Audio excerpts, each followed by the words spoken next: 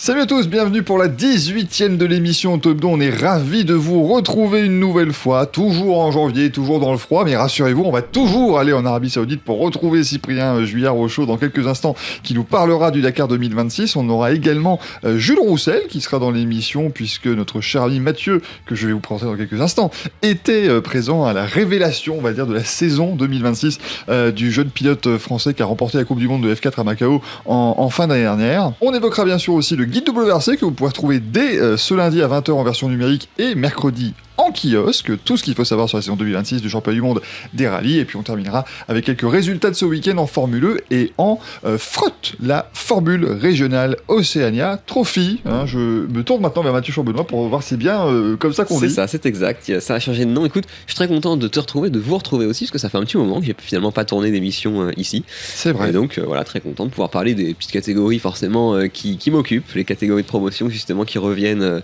ce week-end, et puis forcément Cyprien qui va nous parler de Dakar avec des belles images, j'en suis persuadé. Oui, certainement, et bonne année du coup. Et bonne année, Mathieu, voilà, c'est important. On rappelle, on va vous le faire toutes les semaines jusqu'au 31 janvier parce que c'est autorisé. C'est très important. Voilà, et c'est très important, il faut que l'année soit bonne.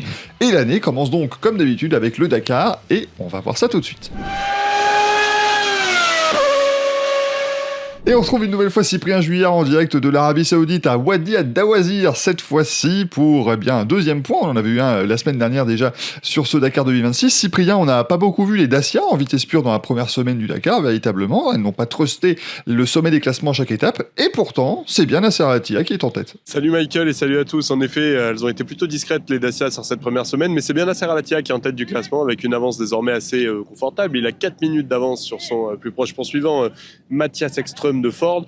Alors en effet, les Dacia, si elles ont été plutôt discrètes, si elles n'ont pas vraiment joué le haut du tableau sur les victoires d'étape, en tout cas, c'était une politique interne, c'était une stratégie mise en place par la team principale Tiffany Esdar, qui nous expliquait qu'elle avait voulu volontairement jouer plutôt le milieu de tableau. Alors pourquoi ? Eh bien pour se donner tout simplement les meilleures chances le lendemain de ne pas partir dans les premiers, puisque sur ce Dakar c'est assez pénalisant de remporter une étape, puisque le lendemain vous ouvrez la route et vous perdez beaucoup de temps, notamment par exemple sur les étapes marathon où les parcours auto et moto sont dissociés. Donc forcément Dacia s'est dit nous on va plutôt viser le milieu du tableau, donc entre la 5e et la 15e place globalement, voire même la 5e et la 10e, pour se donner les meilleures chances de performer. Mais c'est Edouard Boulanger aussi qui nous disait, le copilote de Sébastien Loeb, qui nous disait à un moment, il va bien aussi falloir gagner des étapes si on veut gagner ce Dakar, on ne peut pas se cacher tout le temps. Donc ça, c'est plutôt l'objectif de la deuxième semaine. Ça a déjà été chose faite pour Nasser Al-Attiyah, qui a remporté une spéciale, la 6e dans les dunes, justement, là où il est maître, finalement, là où il excelle, le Qatarien. Mais voilà, lui, ça lui permet, grâce à sa régularité, d'être en tête du classement. Sébastien Loeb est à 17 minutes. C'est un écart qui stagne depuis plusieurs jours, qui fait un peu le yo-yo. Il était redescendu à 15, puis il a reperdu 2 minutes sur l'étape 8, l'Alsacien. Mais bon, il reste dans le match tout de même. 17 minutes, c'est peu sur un Dakar. C'est peu aussi avant d'entamer une deuxième étape marathon qui va faire des dégâts, qui va recréer des écarts. Donc non, pas de raison de s'inquiéter pour Dacia, qui ont plutôt joué la prudence, mais qui désormais s'apprêtent à lâcher les chevaux. On le sait, le Dakar, c'est souvent une course, évidemment, où on gagne un jour, on perd le lendemain. Qui a l'avantage avec cette deuxième semaine qui arrive désormais sur le Dakar ? Est-ce que c'est plutôt le duo Nasser Al-Attiyah et Henk Lategan, qui est à peu près sur la même dynamique, ou peut-être les Ford de Matthias Ekström et Dani Roma, qui ont frappé fort, notamment ce dimanche ? Bon, dire qu'il y a l'avantage, déjà, ce serait un peu présomptueux. C'est très, très dur à dire. Évidemment, c'est un Dakar qui est difficile à décrypter. Il y a déjà quelque chose qu'il faut saluer, c'est qu'on n'a eu aucun abandon, ou presque, parmi les favoris. Le seul notable, finalement, dans les prétendants à la victoire finale, c'est Yazid Al-Raji, le tenant du titre, mais qui était de toute façon pas en forme, pas complètement remis de sa blessure aux vertèbres contractée sur une bara en Jordanie au printemps dernier. Donc à part lui, tout le monde est là, et donc en effet ça laisse un Dakar assez ouvert avec des stratégies différentes en fonction des équipes. Donc il y a la stratégie de Dacia qu'on évoquait tout à l'heure, que j'évoquais précédemment, donc qui était plutôt de jouer le milieu de tableau pour accélérer le rythme en deuxième semaine et viser la victoire finale. Et puis à l'inverse, on a la stratégie plutôt de Toyota et de Ford qui est de viser les victoires d'étape, de faire un gros coup un jour et d'essayer de limiter la casse le lendemain avec cette position d'ouvreur assez défavorable. Donc ça fait que finalement sur cette première semaine, on a eu des jours où les Toyota ont signé un quintuplé par exemple sur une étape, et où le lendemain c'était les Ford qui répliquaient et qui étaient les 5 premières au classement général. Donc c'est une hiérarchie assez mouvante, assez dure à lire aussi, puisque ça dépend des jours. Il y a des jours où évidemment les ouvreurs perdent moins que d'autres, et au final on verra qui en profite. Du côté de chez Toyota, on estime quand même que Ford va perdre à ce petit jeu du un jour sur deux, puisque si on reste dans ce schéma, les Ford seraient contraintes d'ouvrir la dernière grosse étape, la 12e finalement, qui va être l'avant-dernière de ce rallye, mais la dernière vraie étape qui peut créer des écarts, puisque l'ultime étape, elle fera que 105 km autour de Yambu, ce sera plus un défilé, on va dire, entre guillemets. En tout cas, il n'y aura pas beaucoup d'écarts à faire. Donc, si les Ford doivent ouvrir cette 12e étape, forcément, elles seront pénalisées. Alors, c'est un peu le plan qu'on a mis en place du côté de chez Toyota, mais on voit aussi que c'est un plan qui évolue au fil des jours, puisque le Dakar n'est pas linéaire. On ne fait pas toujours ce qu'on imaginait le matin. On pense par exemple sur l'étape 7 à Enklategan, qui était parti pour prendre la tête du général, pour gagner l'étape assez largement. Et puis à 30 km de l'arrivée, il a eu une casse d'amortisseur, son amortisseur arrière droit. Et du coup, au lieu d'être leader du général avec 2 minutes d'avance, il s'est retrouvé à 7 minutes de Nasser Al-Attiyah, 4e du général. Donc forcément, toutes ces petites choses qui sont les aléas d'un Dakar, finalement, ça remet en cause toutes les stratégies, ça complique aussi la lecture des choses. Donc on ne sait pas forcément quelle stratégie va être la plus payante. On sait en tout cas que celle de Ford et de Toyota de performer un jour, quitte à s'offrir le lendemain, elle est peut-être aussi plus risquée, puisqu'il y a des étapes où vous pouvez perdre beaucoup de temps. Encore une fois, je reviens sur cette fameuse étape marathon qui arrive, où les écarts vont être durs, puisqu'il va falloir ouvrir la route pour Enklategan, par exemple, qui a gagné la 8e étape et qui donc va devoir ouvrir sans trace de moto. Sauf qu'Enklategan va perdre le premier jour et sans doute regagner le lendemain. Alors que les Ford, elles, vont peut-être remporter la première partie de l'étape et perdre le lendemain. Et pareil, on nous a plutôt dit qu'il valait mieux ouvrir la première étape, la première partie de l'étape marathon, que la seconde. Donc finalement, c'est plutôt Enklategan qui serait favorisé si on se fie à ce scénario. Voilà, puisque la deuxième est un peu plus longue et puis risque d'être plus compliquée pour les ouvreurs. Donc c'est des stratégies qui sont difficiles à lire, parfois difficiles à comprendre, difficiles aussi à mettre en place, comme j'ai dit, avec tous les aléas. Mais pour le moment, ça laisse justement toutes les options ouvertes pour un peu tout le monde et ça laisse 3 constructeurs en lice pour la victoire finale. Et enfin, Cyprien, la semaine a été rude, malheureusement pour Guillaume de Mévius et Mathieu Baumel qui avaient excellemment bien commencé ce rallye. Comment ça s'est passé justement cette semaine pour le duo franco-belge ? Ouais, comme tu l'as dit, ça n'a pas été une semaine facile du tout pour eux deux. Alors ça a très très bien commencé avec une victoire sur la première étape. Forcément, c'était un grand moment assez touchant collectivement. Ici, ils ont été salués par beaucoup d'autres pilotes, d'autres copilotes et par beaucoup d'équipes qui ont salué évidemment le retour de Mathieu Baumel, le retour victorieux dès sa première étape finalement. Donc c'était un très beau moment, mais après les choses se sont gâtées. Ils ont perdu beaucoup de temps sur des ennuis techniques, des gros problèmes mécaniques. Et puis beaucoup de crevaisons également qui leur ont fait perdre forcément un paquet d'heures. Ils sont à plus de 6 heures déjà au général. Bon, il n'y a pas mort d'homme, évidemment, ils sont toujours là, ils sont toujours en course, et puis maintenant ils vont viser sur cette deuxième semaine une deuxième victoire d'étape. C'est un peu ce qui les anime sur cette fin de Dakar, Mathieu Baumel et Guillaume de Mévius, donc on leur souhaite évidemment, parce que l'histoire en serait toujours aussi belle. Ce serait forcément un autre grand moment de ce Dakar. Il y a eu aussi l'étape marathon qui a été un peu dur à vivre pour Mathieu Baumel, puisque le bivouac refuge n'était pas adapté à sa situation.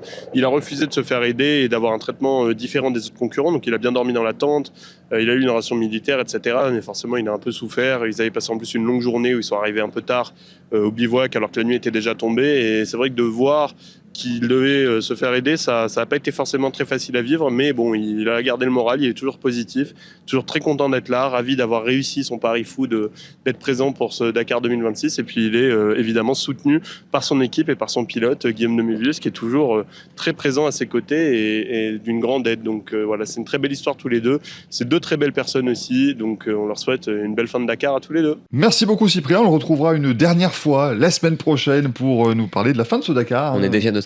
C'est ça, voilà, bon, ça va, on a passé la moitié tranquillement, on a encore quelques petits jours à vivre ça, on rappelle, c'est à vivre évidemment sur les réseaux sociaux de Top 2 tous les jours avec notre partenaire Roule, et ça se termine samedi, le Dakar 2026, avec donc eh bien, le résultat, on connaîtra le nom du vainqueur qui succédera à Yazid Al-Raji qui a abandonné, donc au moins il ne se succédera pas à lui-même. C'est sûr. Ça c'est sûr, Yazid Al-Raji qui avait expliqué. Il abandonne, alors certes juste parce qu'il y a eu des crevaisons, pas de problème technique avec la voiture, mais comme il se remet toujours d'une grave blessure au dos avec son coéquipier et copilote Timo Kutschak, ils ont préféré ne pas prendre trop de risques. On l'attend évidemment sur les pistes du Dakar 2027.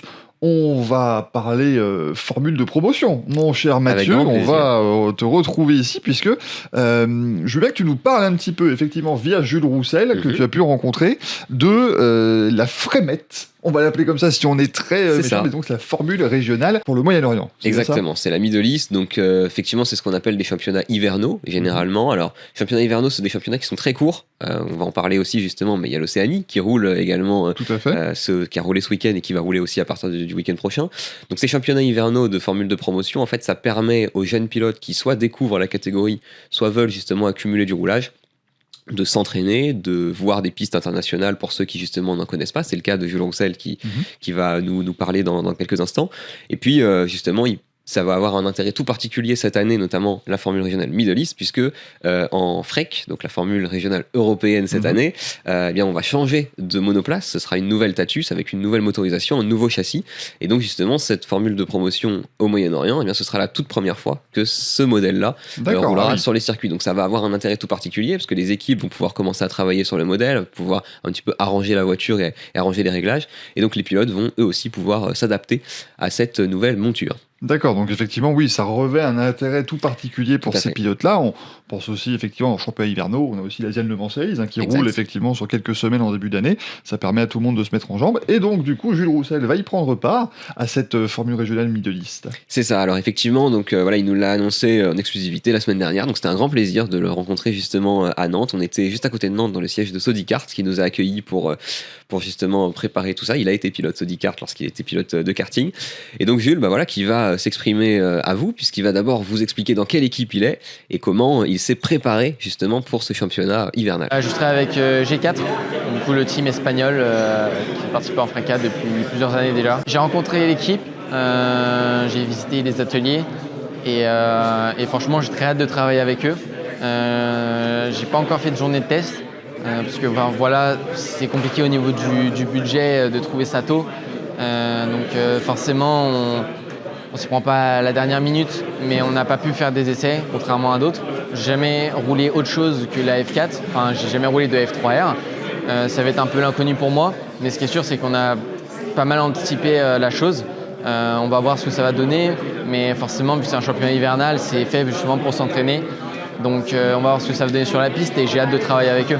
Et donc évidemment, je l'ai dit à demi-mot tout à l'heure, mais l'un des enjeux, ce sera justement le test de la nouvelle Tatus. Alors, Jules Roussel, il le dit, il n'a pas encore fait de test en physique dans la voiture, mais par contre, il s'est entraîné sur simulateur et il vous l'explique, il a hâte justement de découvrir la voiture dans les conditions réelles. Enfin voilà, on est avec la période hivernale, beaucoup moins de tests possibles. Donc c'est un peu le seul moyen de préparer et c'est un très bon moyen. Donc voilà, sur beaucoup de simu, oui. Il n'y a pas grand monde qui ont essayé en simu déjà la nouvelle FREC parce que personne ne l'a fait rouler, ou du moins il n'y a pas la version exacte où il faudrait la modéliser entièrement, ce qu'on n'a pas fait. On a roulé avec une autre version. Mais déjà on a vu des trucs qui sont intéressants, qui marchaient sur l'ancienne, qui peut être très utile je pense pour même les catégories à venir. Après c'est encore une fois, on cherche. Peut-être qu'on n'a pas trouvé, justement on ne le sait pas encore et on va le savoir qu'une fois qu'on aura posé la voiture, testé, contre-testé, et c'est là où on va voir si on a déjà vu des choses intéressantes ou pas. Et puis l'enjeu pour lui particulièrement, eh bien, ça va être justement de confirmer son volant pour la saison 2026, puisque justement, comme je le disais, ça permet de se préparer donc à la FREC, à la formule régionale européenne. En l'occurrence, lui, c'est ce qu'il nous expliquait. Il a fait le choix de la Middle East parce que il y avait un budget qui était effectivement moindre, puisque il y a 4 courses au programme, 2 fois à Abu Dhabi, 1 fois Dubaï et 1 fois Losail. Mais évidemment, l'enjeu pour lui, ça va être de se faire repérer pour justement prendre part à cette saison de FREC. La suite ce serait de faire le championnat FREC, qui est forcément le championnat principal. Le championnat Middle East a moins de championnats, qui était plus simple à faire. Je parle en termes de financement. Après, ça nous laisse aussi plus de temps à trouver le budget. Et pendant ce temps-là, on peut justement développer la voiture avec le team. Et surtout moi, travailler avec le team et découvrir la voiture. Donc c'était super important, sachant que j'ai pas encore la liste des engagés officiels, mais je sais que va peut-être y avoir des pilotes de F3 qui sont engagés pour l'année prochaine, qui vont participer. Du coup, je trouve que c'est super intéressant et j'ai hâte d'en apprendre beaucoup. Et puis outre l'avenir, dans le présent, évidemment, Jules nous a partagé ses objectifs. Forcément, il a gagné Macao en F4, maintenant on l'attend haut. Lui, évidemment, nous partage avec quel état d'esprit il va justement dans ce championnat Middle East. Je pense que c'est très très flou. Un peu, je vais donner, je pense, un peu la même réponse qu'avant Macao, sans pour autant dire que, parce que j'ai cette réponse-là, je vais gagner. pas du tout, mais que c'est une approche à avoir où justement je connais pas la voiture, je connais pas les circuits, je connais pas encore vraiment très bien le team. Pour autant, j'ai vraiment très hâte de travailler avec eux, justement, je crois en eux. Et du coup, on va dire que tout peut se passer et qu'on verra qu'une seule fois que la voiture sera posée. Et encore, faut voir comment ça évolue parce que vu que c'est une nouvelle voiture, ça dépend comment chacun va la développer, quoi. Merci Mathieu, merci à Jules Roussel aussi de nous avoir accordé ce temps. Et puis voilà, c'est toujours bien aussi de suivre les jeunes pousses de la monoplace française. Parce Évidemment. que voilà, c'est l'avenir qui se dessine là aussi. L'avenir très très proche et à très court terme, eh bien, il est disponible cette semaine dans Auto Hebdo. C'est le guide WRC, vous savez, c'est l'un des grands moments à chaque fois de notre année sur Auto Hebdo. Tout savoir sur la saison 2026 du championnat du monde des rallyes. Alors certes, sur le papier, il n'y a pas grand-chose qui change, mais vous verrez qu'il y a quand même des changements. Il y a des nouvelles têtes aussi qui vont arriver. On va parler notamment d'Oliver Solberg, qui arrive chez Toyota pour une saison complète et qui pourrait déjà jouer le titre mondial dès sa première saison. Sébastien Ogier en quête évidemment d'un 10e titre mondial, mais en ne faisant que 10 rallyes sur les 14 du championnat. Donc on verra s'il pourra faire mieux qu'en 2025 où il avait remporté le titre après 11 rallyes disputés. Il n'y a plus qu'Ali Rovanperä, il n'y a plus Otanak, donc il y aura toute une nouvelle garde aussi qui va essayer de prendre leur place. Et puis en WRC2 aussi, pas mal de nouveautés. Lancia qui arrive également dans le championnat du monde des rallyes, enfin qui revient évidemment, parce que c'est une marque qui a été emblématique dans les années 80 notamment. Bref, pas mal de belles petites choses, de grands entretiens. Et donc voilà, c'est à retrouver cette semaine dans Auto Hebdo. Ça va rester un petit peu plus longtemps en kiosque, histoire que vous puissiez toujours vous le procurer avant le Rallye Monte-Carlo qui va lancer la saison 2026.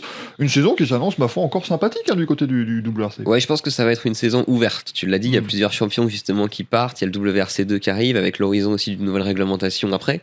Donc, on peut se montrer en WRC2 pour pouvoir accéder tout à fait. Donc moi, je pense qu'effectivement, on peut avoir pas mal de vainqueurs différents cette année. En tout cas, je le vois comme ça. Et puis évidemment, on suivra Sébastien Ogier en quête d'un 10e titre. Ce serait fabuleux. Déjà que le 9e était assez héroïque, le 10e serait encore plus fantastique. Ce serait historique, on rappelle, puisqu'il est le co-détenteur du record désormais avec Sébastien Loeb.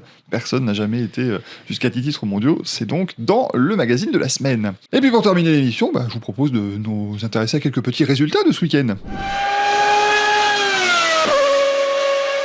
Et un cocorico pour commencer, tiens, parce qu'on n'a pas encore assez fait de cocorico aujourd'hui, je tiens à le dire, c'est important. Victoire française en Formule 1 ce week-end, la première victoire de Citroën, déjà dès leur deuxième course dans le championnat 100% électrique. C'est Nick Cassidy qui s'en est chargé et qui a remporté l'e-prix de Mexico City. Il partait de loin en plus, Nick Cassidy, donc sacrée course de sa part pour aller s'imposer. Nick Cassidy qui a devancé Eduardo Mortara et le champion du monde en titre Oliver Roland, donc il montre quand même que voilà. Tout de même, ça commence fort. Il continue sur une très très bonne lancée. On a Tyler Barnard aussi 4e qui arrive chez DS Penske, lui qui était chez McLaren l'an dernier et qui a été une des révélations aussi de cette saison de Formule 1. Donc non, encore une fois. Et puis le Mexique, voilà, toujours très, très sympathique comme épreuve. On a eu Sébastien Buemi en pole position et qui a malheureusement loupé le premier virage. Et voilà, ça a rendu la course compliquée, on va dire, pour lui, le pilote suisse. Mais voilà, en tout cas, la Formule 1, ça continue et ça reprend encore une fois en fin de mois cette fois-ci, mais ce sera du côté de Miami aux États-Unis. Voilà, après le Dakar, le Mexique, Miami, on a quand même des destinations un petit peu ensoleillées. Ça voyage bien, ça voyage bien. La Formule régionale Middle East qui est donc au soleil aussi, voilà. Tout est très bien. Et puis au soleil également, et là littéralement de l'autre côté de la Terre, il y avait donc la première manche ce week-end de la Formule régionale Océanie, avec un certain pilote de rallye, apparemment. J'ai cru comprendre. Apparemment, ouais, moi je vous emmène à l'autre bout du monde, littéralement. Directement. Voilà, c'était en Nouvelle-Zélande, en l'occurrence, à Upton Downs, cette première course justement de Formule régionale Océanie. Et ben écoute, c'était intéressant parce qu'en l'occurrence, ce qui était justement ce qui prévalait de cet intérêt, c'était notamment la présence de plusieurs pilotes de Formule 3. Alors je pense notamment à Hugo Choukou qui était aligné, Freddy Slater qui était très attendu. On a aussi Louis Sharp qui était sur la grille de F3 cette année, qui était justement aligné dans cette formule régionale. Et puis tu l'as dit, je pense que l'attraction du week-end, en tout cas pour tout le monde, ce week-end, c'était la présence de Kalle Rovanperä, bien sûr. C'était sa toute première course, en tout cas son tout premier week-end de course en monoplace. Alors, en l'occurrence, pour avoir suivi les 4 courses, il y avait 4 courses quand même, 2 séances de qualification, 4 courses, eh bien, c'était plutôt prometteur pour Kalle Rovanperä. C'était intéressant. Alors évidemment, sur le plan du résultat, je préfère désamorcer tout de suite, il n'a fait aucun top 10, mais il aurait pu. Alors il a fini 17e de la première course, il a fait 12e puis 13e des courses 2 et 3. Il a malheureusement dû abandonner la course 4 après s'être fait accrocher. Ce sont des choses qui arrivent en monoplace. Dans le premier tour. Dans le premier tour, voilà, il a dû faire un virage ou deux avant de devoir abandonner. En l'occurrence, c'était pas de son fait, mais il était là. Il s'était qualifié de 9e. Et là où c'était intéressant, c'est que ce week-end, il y avait une belle progression de sa part. Sur la première course, il était à près d'une seconde de la pole position. Et sur la course 4, justement, qui était déterminée par la qualif 2, il était à 5 dixièmes seulement de la pole position. Donc sachant que ce sont des pilotes qui sont certes jeunes à ses côtés, mais qui ont l'habitude de la monoplace, hein, Freddy Slater qui a remporté la F4 Italie, puis la Freca notamment, c'est assez prometteur parce que c'est seulement le premier week-end, il a fait seulement quelques tests avec cette voiture-là. On rappelle qu'après il partira en Super Formula, Kalle Rovanperä, pour la saison régulière, si on peut dire. Qui est la catégorie avec les deuxièmes monoplaces les plus rapides au monde derrière les Formule 1, c'est toujours bon à rappeler. C'est ça, donc il commence pas par la F2, il commence par quelque chose qui est techniquement encore plus difficile à maîtriser. Alors, évidemment, il est dans ce championnat notamment parce que le promoteur c'est Toyota. Bien sûr. Forcément, c'est une belle aide de la part de sa marque, voilà, en l'occurrence qui le suit depuis longtemps. Mais pour le championnat de Formule régionale. Hein, exactement, Formule régionale Océanie, effectivement, il est avec Toyota. Il est avec Hightech, mais en l'occurrence, il est bien sponsorisé par Toyota. Et sinon, à part ça, effectivement, ce qui était intéressant à suivre, c'est que la hiérarchie n'a pas forcément été celle qu'on attendait. Je pense que beaucoup auraient mis une pièce sur le fait que Freddy Slater écrase un petit peu la concurrence, au vu en tout cas de ce qu'on avait vu ces derniers temps. C'est Yugo Shuku qui a remporté 2 des 3 courses et qui a fait deuxième de la première course, 2 des 4 courses, pardon, et qui a fait deuxième de la première course. Donc en l'occurrence, 3 podiums en 4 courses. Il a fait 5e de la course 2, Yugo Shuku. Pour rappel, il sera avec Campos en F3 l'année prochaine. Il sera coéquipier notamment de Théophile Naël. Et donc, ça joue en théorie le titre. Champion en titre équipe. Donc exactement. Effectivement, on peut s'attendre à ce qu'Hugo Shuku soit haut dans la hiérarchie. En tout cas, il a commencé très fort ici. Il reste 3 manches, donc sur les 3 prochains week-ends de Formule Océanie. Et donc, ils chevaucheront avec la Frémette dont on parlait tout à l'heure. Donc évidemment, on pourra un petit peu commencer à avoir des indications sur les championnats. Il y aura des tendances qui vont se dessiner et tout c'est pas mal. Merci beaucoup Mathieu pour cette émission. Écoutez, on est dans les émissions encore d'intersaison, c'est un petit peu plus court, voilà, c'est un format sprint. C'est notre format sprint, on va revenir. Voilà, on va revenir au format habituel de l'émission dans les prochaines semaines. De toute façon, dès que le Monte Carlo va pointer le bout de son nez avec les 24 heures de Daytona juste comme ça sur le paletot, vous allez voir, là, ça va lancer le reste de la saison. On vous rappelle, le guide WRC donc en kiosque à partir de mercredi, mais déjà disponible pour les abonnés Auto Hebdo en version numérique à partir de 20h ce lundi. Et puis nous, on se retrouve évidemment lundi prochain avec l'arrivée du Dakar. Et on pourra se projeter bien plus précisément encore sur le Monte Carlo. Merci Mathieu. Merci à toi Michael. Merci à vous et à la prochaine. Ciao, ciao.